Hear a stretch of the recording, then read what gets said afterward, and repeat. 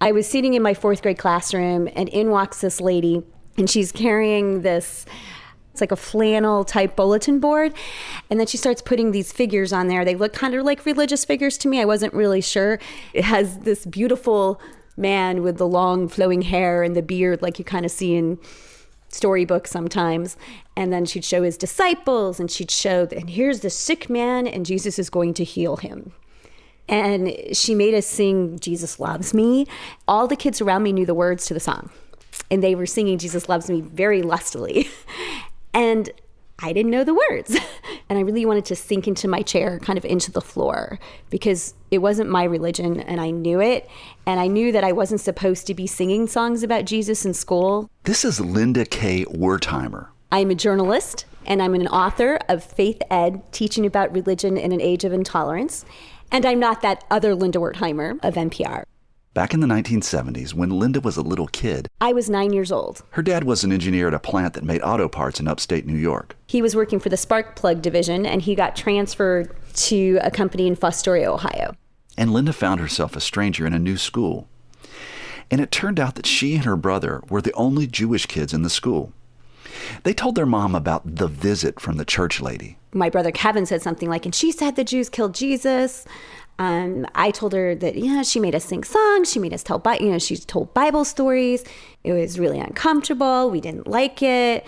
And my mom got really mad about it. And my parents talked about it. They contacted the ACLU first. And the ACLU sent them some pamphlets. I wouldn't have known what this was at age 9, but we talked about this later. It violated the separation of church and state. Our school was clearly promoting one religion in the classroom. And they debated about whether they would pursue it with the ACLU because they knew it was wrong.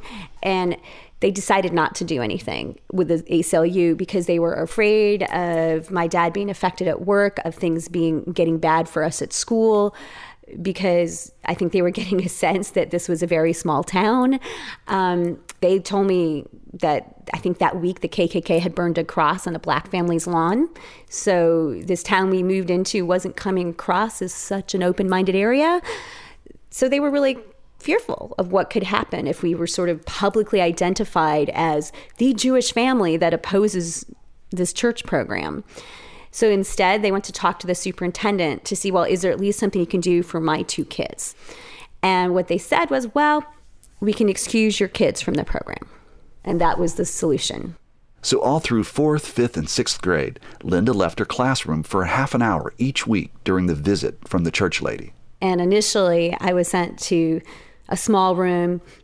It was kind of like the size of a supply closet, and I can still remember it. It kind of smelled like chalk. And I went home and I complained to my mom. I said, they're sending me to this really tiny, awful room. And so my mom said something, and I got to go to the library. I have such a clear image of leaving that classroom and kind of feeling like everyone's eyes were on my back as I walked out of the classroom. You had this experience in the public school system in your community in Ohio. Yeah. So why, so many years later, are you coming back to this? What motivated you to look back at this? Okay, because I always wanted to know, was this anti-Semitism that I experienced, or was it really just ignorance? Was it the fact that my peers just didn't know about other religions, and that the people in the community didn't understand enough about other faiths? At first I blamed the kids, and then I later realized, no, it really just had nothing to do with the kids. It was the adults and the decisions they made. I think they were fully aware that they were in violation of the law, and no question. And I think they were going to keep doing what they were doing until someone objected. And how do you know that? Because I went back and I found the church lady.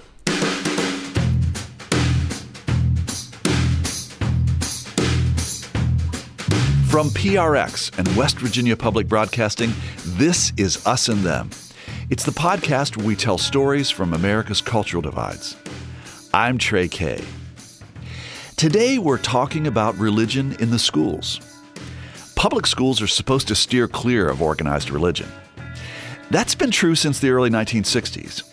Back then, the Supreme Court ruled that it's unconstitutional to have organized prayer and Bible readings in public schools. Even before then, in 1948, the court said that classes like the one the church lady taught were not legal in public schools. But before the court weighed in, Some public schools welcomed preachers and priests and even rabbis into classrooms. They called it weekday religious education. Now, here's something that might surprise you. Back in the day, conservatives and liberals supported religious education in schools. And here's something else that might surprise you. Weekday religious education lived on after the Supreme Court rulings. A version of it is still going on today.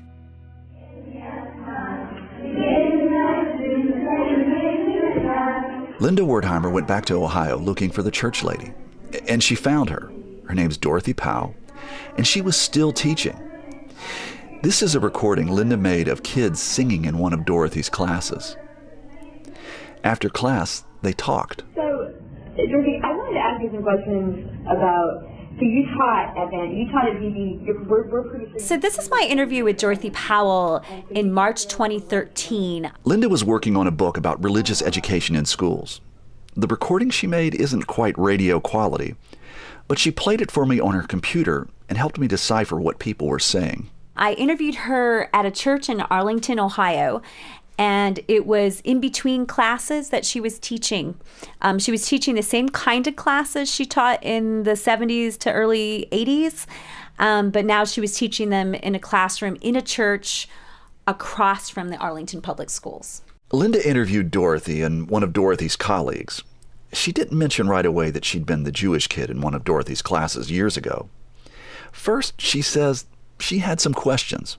Why was there the need to have these classes in the schools in the first place?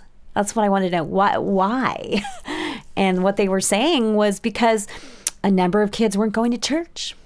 And so, they felt they needed to fill the need because you have to have the kids' church. They have to have values. To them, it was about values, instilling values, good Christian values. Well, what about the kids whose parents excused them because either they didn't think this was the right thing to do in school? I'm asking her if she was aware of the kids who left. Is she aware of the kids who were excused? And then I'm like, well, but what about the kids who didn't go because they were a different religion? Like maybe they were, I don't think I said Jewish. I said just because they were a different religion. What do you think of how things might have been for them? And she goes, well, I don't think they were treated badly or anything. Did she seem defensive or? No, she didn't seem defensive. But she seemed like matter of fact about it. I mean, I'm not sure she'd ever really thought about it. That's what was kind of occurring to me. I had spent the last 40 years of my life with this in the back of my head. I don't think she ever really thought about those kids who weren't there. Those weren't the kids sitting in front of her. At one point in the recording, you can hear Linda say, I'm going to tell you a little story, okay? I want to tell you a little story, okay? So I'm Jewish. And she tells Dorothy about being in her class all those years ago and feeling excluded and having to go to the library each week when Dorothy came to teach. And she also tells Dorothy about what happened outside of her class. Things that happened after the people in the town heard the Wertheimers were Jewish. There was the swastika graffiti on their house and their car. And there were the hateful whispers from a high school classmate who was sitting behind Linda during a history lesson on the Holocaust. She said she was sorry about that, and she says she's ashamed of the kid. She's ashamed that the kids treated me that way. Her reaction is all about how the kids treated me, not that this class was the issue. And she said, well, I taught them that the Jews were the chosen people. So therefore they should be nice to the Jews. And she's saying that kind of thing. And I'm not like upset as I'm listening to this, and I'm realizing this is her frame of reference.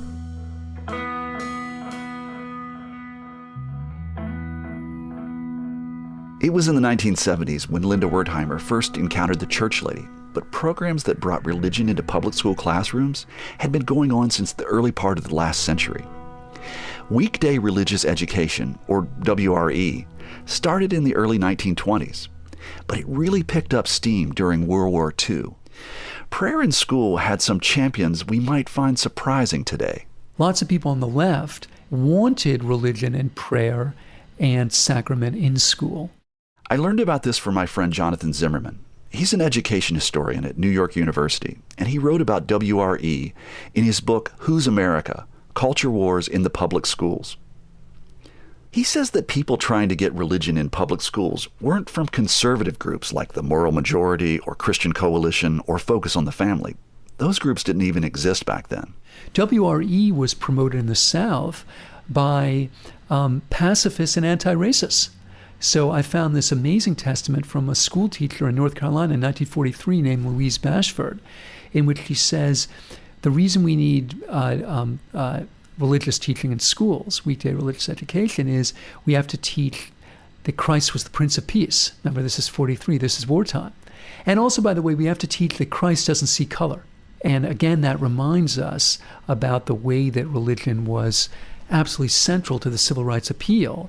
And people wanted to use schools to promote religion as a way of reinforcing that appeal. Now, let me be clear, not everybody did.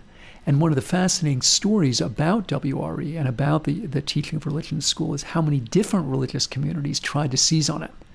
So if you look at the burgeoning evangelical movement in the 40s and 50s, they too try to get in on weekday religious education, but they teach a very different set of messages. And what they say is we shouldn't be using the Bible to teach about the evils of race or of racism or Jim Crow. We should be using it to bring every child to Jesus. Because the Bible says if you don't have that, you're going to hell. For most of America's history, kids prayed and read the Bible in school. But in 1962 and 63, the Supreme Court issued 2 landmark rulings saying schools could not require students to participate in Bible readings or prayers. The first case came from New York, and the second from Pennsylvania. In Pennsylvania, schools were required by law to begin each day with Bible readings. Kids could be excused if they had a written note from their parents. The Supreme Court said the law violated the First Amendment, which forbids government from establishing a state religion. The case was called Abington School District versus Schempp. The Schempp decision has been characterized as forbidding prayer in school, but John Zimmerman says that's not what it said. You can pray whenever you want in school. And as far as Bible reading goes, the Schempp case about Bible reading specifically said, Justice Clark's decision, nothing in this decision prevents you from reading the Bible in school. In fact, we think every educated person should read the Bible and know what it says.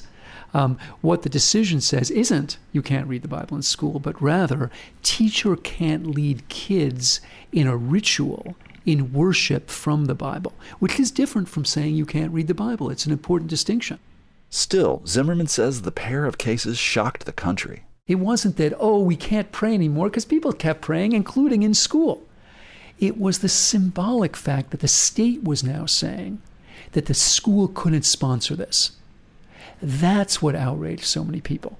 That is a watershed. The state, which had been pro-religion, was now officially neutral on religion. And that was an enormous, enormous change in the way that Americans thought and lived. To me, when I hear somebody say they took the Bible out of the school, I think that the implication is they've taken morality out of the school. They've taken the foundation of our society, and pretty much what is going to be left is that the devil is going to get the hindmost, and that our kids are going to be corrupted and go on a slippery slope to hell. Is that what the implication that you hear is? Yeah, and I think that whether you agree with that or not, I think there's some historical truth to it, insofar as conservatives are right where they say that across most of our history we did pray in schools, and we did read the Bible for sacramental reasons. And if you're somebody that believes that all morality is rooted in Scripture or in religion, I can understand why you would think that if we remove those sacraments from the school, that we'll remove morality as well. I think there is a logic there. After a short break, I'll continue my conversation with Jonathan Zimmerman, and I'll speak with an administrator who organizes religious education curricula in Philadelphia. I need to obey Jesus. He's the King of Kings and Lord of Lords. If he says go, that's what I want to do. And he says go into all the world, and that includes public school children, and I want to do it. Those children need to learn about Christ. The parents of those children, everybody ought to know who Jesus is. I'm Trey Kay, and this is Us and Them, which is supported in part by the West Virginia Humanities Council, the CRC Foundation, and the Daywood Foundation.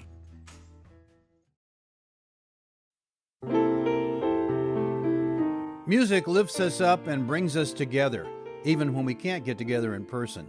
Mountain Stage brings you live performances on the air, online, and in our podcast. They remind you how it feels to be in a live audience listening to live music.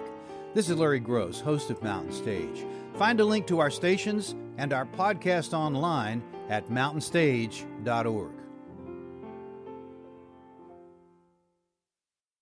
Some religious conservatives believe there have been ugly consequences from the court decisions removing organized prayer and religious instruction from schools. They believe that things started to go downhill for America right away. Again, Jonathan Zimmerman. You know, you get into 64 and 65, and now you have riots in American cities. I mean, we often think of riots as beginning in the late 60s, but they didn't. There were big riots in Harlem and in Philadelphia in 64, and then obviously in 65 you have the Watts riots. More than 100 square blocks were decimated by fire and looters, and few buildings were left intact. What that does is it feeds a sense on the part of a lot of Americans that there's chaos and disorder.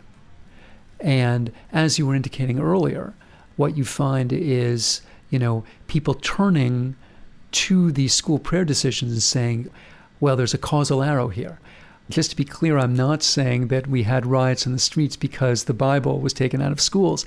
And incidentally, let me emphasize the Bible, even as a document of prayer, was not taken out of the schools. One of the other things I've documented in my work is the different ways that school districts found their way around these decisions. So, for example, the football prayer, the team prayer, that is an artifact of the mid-'60s.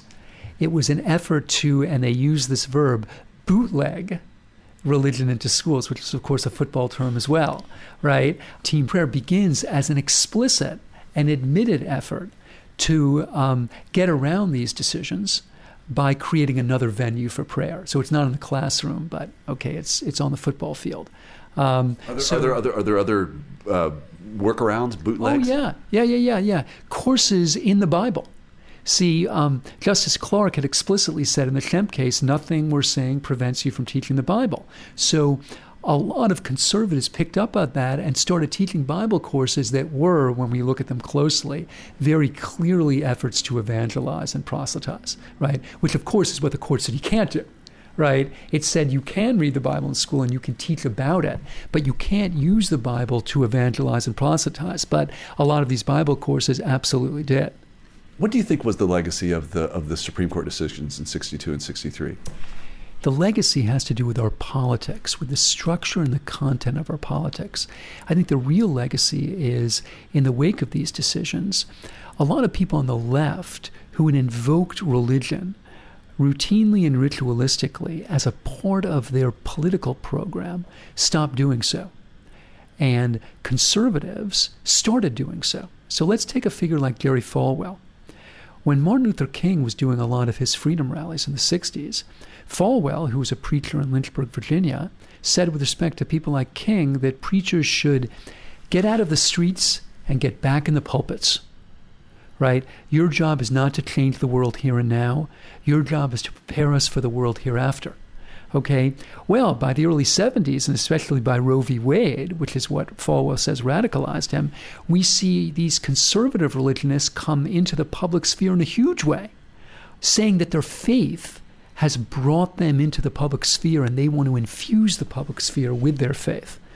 But what you see on the left is something the opposite happening, which is people are much less inclined to invoke God and religion in their language and in their rhetoric than they did before these prayer decisions. The prayer decisions aren't the only thing that made a difference, but I do think they were critical in starting to change the structure of our politics with respect to religion.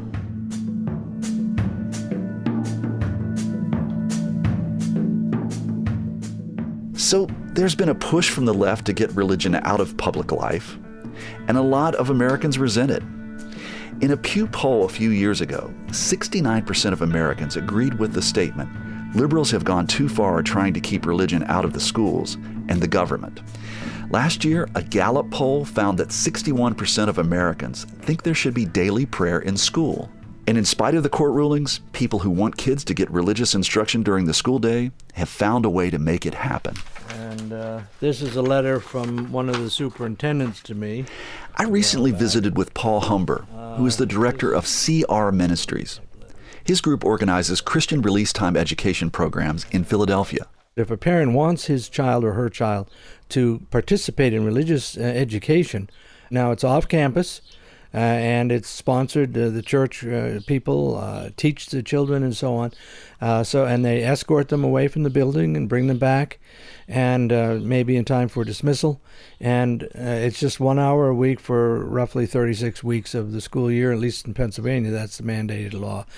Mandated again, meaning that, if the parent wants it, they should be able to get it for their children. Why is it that we need to provide children with the option of religious education in their school day?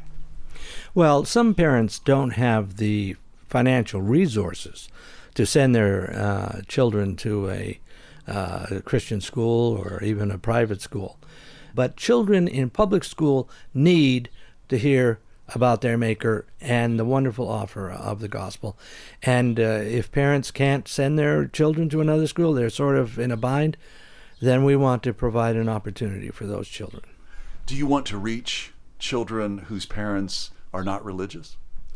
We not only would like to reach the children of parents who are not religious, we would be happy to meet with the parents themselves and to try to help them to appreciate the wonderful message of salvation. I realize, having said that, there are many people that scorn any effort to evangelize or whatever. I'm fine, but they all face death. And there is only one religious leader that has conquered death, and that is Jesus Christ, who came alive again 3 days later and offers eternal life to anyone who had put faith in him.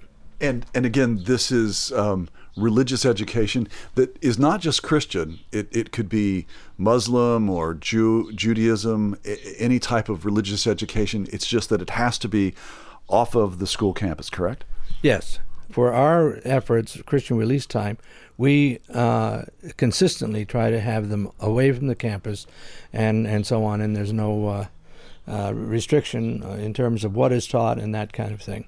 And it's been a very happy experience. Why does it need to be in the middle of the school day? Why couldn't it be after school? Or why couldn't this instruction happen at church on Sunday or in Sunday school?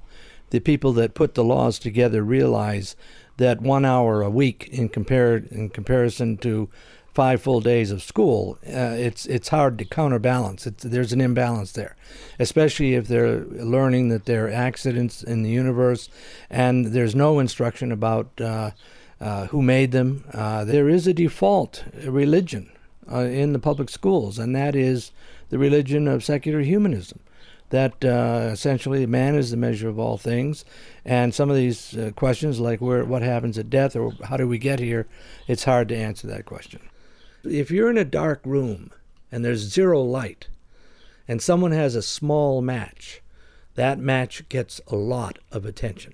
If these kids are in school for 40 hours a week, can't wait till the bell rings so that they can get out, and they can go to a class where they learn that not only were they made by their Maker, but that one went to a cross so that they could get to heaven, that is a light in a very dark room, and it's very important. As far as the public schools are concerned, I think that the majority religion, and I use that word intentionally, is secular humanism. That is a religion. It's not science. It's a religion. But we're blind to it as a country. We don't realize that this is religion being indoctrinated into the lives of these public school children. And my approach is, let's light a match or a candle. And, because I know the power of the gospel is much greater than darkness. The light in the match is the release time The education? the light in the match is Jesus Christ. He said, I am the light of the world. I need to obey Jesus. He's the King of Kings and Lord of Lords. If he says go, that's what I want to do. And he says, go into all the world, and that includes public school children, and I want to do it. I want to make the most of every opportunity. And those children need to learn about Christ. The parents of those children, everybody ought to know who Jesus is.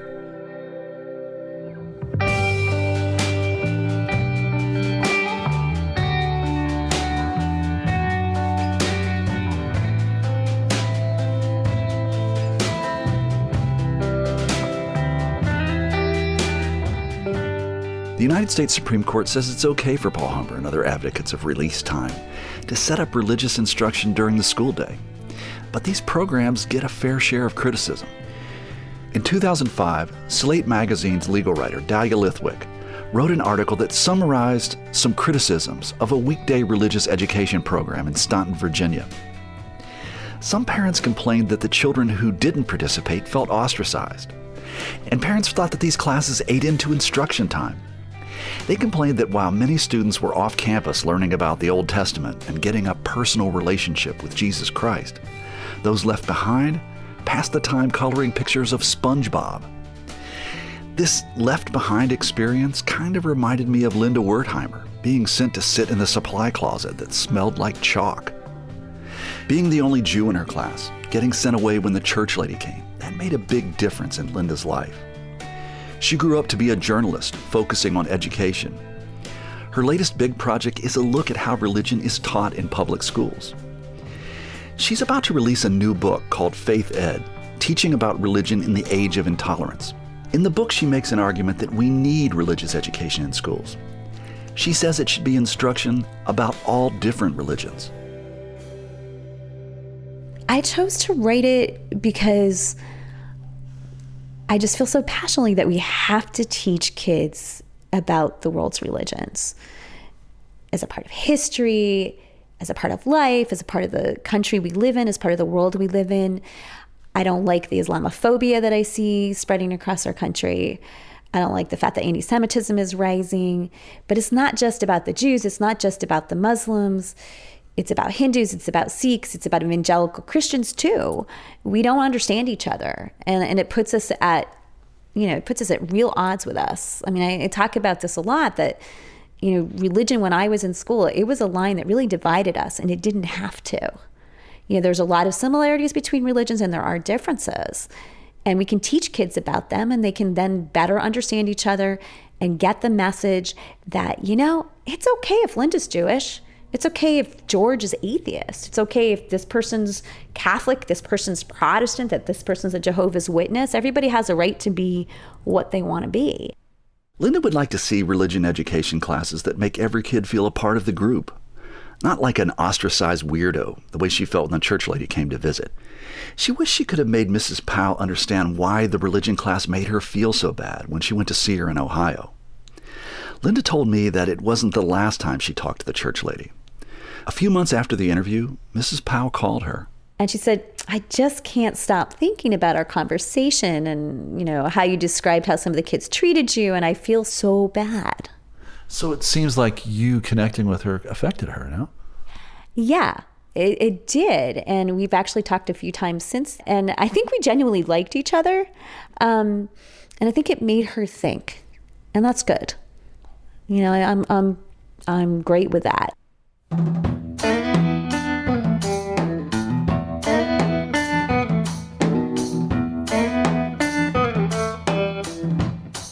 You've been listening to Us and Them.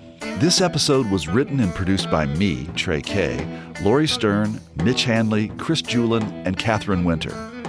Catherine Winter also edited the program. Michael Lipton and Tristan Lozow wrote and performed our show music. Mark Lerner designed our logo. Rita Kristofi and Mariana Trofimova provide us with images for the web. Thank you to our guests, Linda K. Wertheimer, Jonathan Zimmerman, and Paul Humber. You can find links to their work at our website, usandthempodcast.com. The wonderful people at PRX, the Public Radio Exchange, and West Virginia Public Broadcasting make Us and Them possible. So do grants from the Corporation for Public Broadcasting, the National Endowment for the Humanities, the West Virginia Humanities Council, the CRC Foundation, and the Daywood Foundation. We'll see you next time on Us and Them. Support for this podcast comes from the Corporation for Public Broadcasting.